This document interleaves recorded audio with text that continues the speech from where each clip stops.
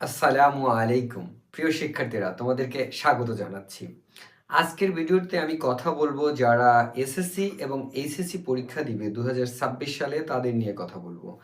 ভিডিওটি অনেক ইফেক্টিভ হতে যাচ্ছে, তাই অনুরোধ থাকবে এই 2-3 মিনিটের ভিডিও অবশ্যই প্রত্যেকটি শিক্ষার্থী, প্রত্যেকটি অভিভাবক দেখবেন।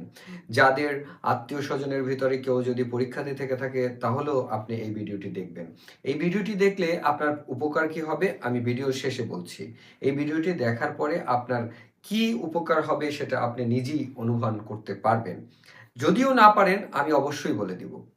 তার আগে বলে নেই, যারা আমার চ্যানেলে নতুন অবশ্যই চ্যানেলটিকে সাবস্ক্রাইব করবেন, আর যারা ইতিমধ্যে সাবস্ক্রাইব করেছেন তাদেরকে অবশ্যই অনেক অনেক ধন্যবাদ। চলেন আমরা মূল আলোচনায় চলে যাই।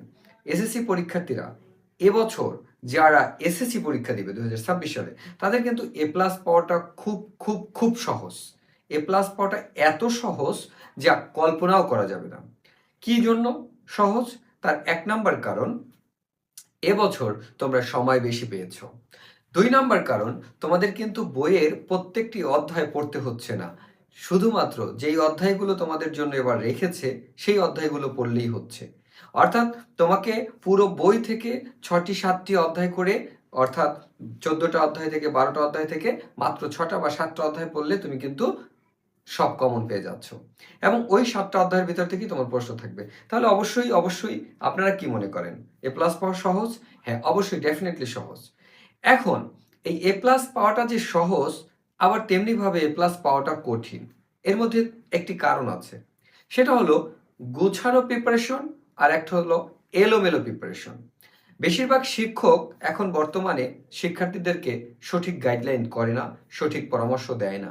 তারও একটি কারণ আছে। কারণ একটা সময় শিক্ষকদেরকে শিক্ষার্থীরা অনেক বেশি সম্মান করত, শ্রদ্ধা করত, এবং শিক্ষকদের কথা মতো চলতো, কথা মান্য করত। পড়াশোনা কম করতে পারে, কিন্তু অবশ্যই শিক্ষকের কথাকে মান্য করত। বর্তমানের শিক্ষার্থীরা, বেশিরভাগ শিক্ষার্থীরা বুঝে হোক না বুঝে হোক, টিচারদের কথা মানতে চায় না, শুনতে চায় না, পালন করতে চায় না। তারা মনে করে তারাই পণ্ডিত, তারাই অনেক কিছু বোঝে, তারাই অনেক কিছু জানে। কিন্তু আসলে বিষয়টি কি ঠিক? না, একদমই না। কেননা আপনার যদি স্টুডেন্ট টিচারের থেকে বেশি জানতো, তাহলে টিচারের প্রয়োজন হতো না। টিচার অবশ্যই এমন কিছু জানে যা শিক্ষার্থী জানে না। এই জন্য আমাদের সকল শিক্ষার্থীকে অনুরোধ করছি, তোমরা টিচারদের কথা অবশ্যই শুনবে। কারণ টিচাররা হলো পথ প্রদর্শক, তারা হলো তোমাদের সঠিক পথ দেখাবে, পথ দেখিয়ে তোমাদেরকে সঠিক পথে পরিচালিত করবে। চলো মূল আলোচনায়। এ প্লাস পাওয়ার জন্য তোমাকে টার্গেট করতে হবে, আমরা গোল্ডেন এ প্লাস চাই নাকি নর্মাল এ প্লাস চাই। যদি আমরা নর্মাল এ প্লাস পেতে চাই, তাহলে হিসাবটা হবে এক রকমের। আর যদি আমরা গোল্ডেন এ প্লাস পেতে চাই, তাহলে হিসাবটা হবে এক রকমের। এখন আসি, গোল্ডেন এ প্লাস পেতে হলে কি করতে হবে। গোল্ডেন এ প্লাস পেতে হলে তোমাকে অবশ্যই 4 সাবজেক্ট বাদে, 4 সাবজেক্ট সহই নিতে পারো, সবগুলো বিষয়ে এ প্লাস পেতে হবে। তার মানে প্রত্যেকটা বিষয়ে 80-র উপরে নাম্বার পেতে হবে, সাবজেক্টিভ এবং অবজেক্টিভ মিলিয়ে, সাথে প্র্যাকটিক্যাল মিলিয়ে। যারা সায়েন্সে পড়ে তাদের তো অনেকগুলো সাবজেক্টে, 4টা সাবজেক্টে প্র্যাকটিক্যাল আছে। যারা কমার্সে পড়ে তাদের মাত্র 2টি সাবজেক্টে প্র্যাকটিক্যাল আছে। তো যারা সায়েন্সে পড়ে তাদের 5টি সাবজেক্টে প্র্যাকটিক্যাল আছে। তাহলে প্র্যাকটিক্যাল যে সাবজেক্টগুলোতে আছে, ওই সাবজেক্টগুলোতে এ প্লাস ইজিলি হয়তো পাওয়া যায়, কিন্তু বাকি সাবজেক্টগুলো, এই জায়গায় মূল আলোচনাটা। আমরা বেশিরভাগ শিক্ষার্থী মনে করে থাকি আমাদের মেজর সাবজেক্ট 2টা বা 3টা। যারা সায়েন্স নিয়ে পড়ে তারা মনে করে তাদের মেজর সাবজেক্ট ফিজিক্স, কেমিস্ট্রি এবং জেনারেল ম্যাথ। তারা ইংরেজিতে ভালো থাকে বিধায় ইংরেজিটাকে তারা সাবজেক্ট হিসাবে মনে করে না। কমার্সের যারা, তারা কিন্তু সাবজেক্ট হিসাবে মনেই করে মাত্র 3টা বিষয়কে। একটা হলো ম্যাথ, 2 নম্বর হলো হিসাব বিজ্ঞান, এবং 3 নম্বরে হলো কি ইংরেজি।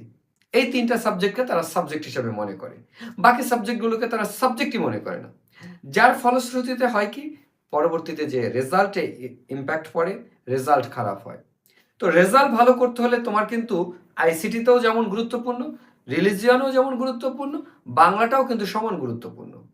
এখন তুমি যদি শুধু ম্যাথ, হিসাব বিজ্ঞান এবং কি ইংরেজি নিয়ে পড়ে থাকো, তাহলে কি এ প্লাস আসবে? কখনোই না, কখনোই না। এবার আসি, আমরা কি করি। আমরা এলোমেলো এবং গোছানো কিভাবে করতে পারি? এখন আমি জানি, আমার জানা বেশিরভাগ শিক্ষার্থী এলোমেলো প্রিপারেশন নিচ্ছে। কেউ টেস্ট পেপার পড়ছে, কেউ টেস্ট পেপারের স্কুল পড়ছে, কেউ এখান থেকে কোনো অধ্যায়ের প্রশ্ন পড়ছে, কেউ অথবা কিছুই পড়ছে না। শুধুমাত্র যে সাবজেক্টগুলো টিচারের কাছে যেয়ে পড়তেছে, ওই সাবজেক্টগুলোই তারা বাসায় এসে আবারও করতেছে। তার মানে একই সাবজেক্টের উপরে একাধিকবার পড়া হচ্ছে, দেখা হচ্ছে, জানা হচ্ছে। আর কিছু সাবজেক্ট আছে টেবিলেই রয়ে গেছে, যা গোছানো আছে, ধরা হচ্ছে না। তাহলে পরীক্ষা কি সেগুলোর হবে না? অবশ্যই সেগুলোরও পরীক্ষা দিতে হবে এবং অবশ্যই সেগুলোতেও এ প্লাস পেতে হবে। সেই সাবজেক্টগুলোতে যদি এ প্লাস না আসে তাহলে কি রেজাল্ট ভালো আসবে? কক্ষনোই না, কক্ষনোই না। তাহলে এ প্লাস পেতে হলে গোল্ডেন, তাহলে সবগুলো বিষয়ে এ প্লাস পেতে হবে। সবগুলো বিষয়কে প্রিপারেশন হিসাবে গুরুত্ব সহকারে নিতে হবে। এখন সবগুলো বিষয়ে গুরুত্ব সহকারে প্রিপারেশন নেওয়ার জন্য কি করতে হবে? হ্যাঁ, প্রিয় শিক্ষার্থীরা, প্রিয় অভিভাবকরা, সাবজেক্টগুলোকে ৩ টা ভাগে ভাগ করতে হবে। ৩ টা ভাগে। কিভাবে করব? আমরা গ্রুপিং সাবজেক্টগুলো একটা ভাগ করব। Math, English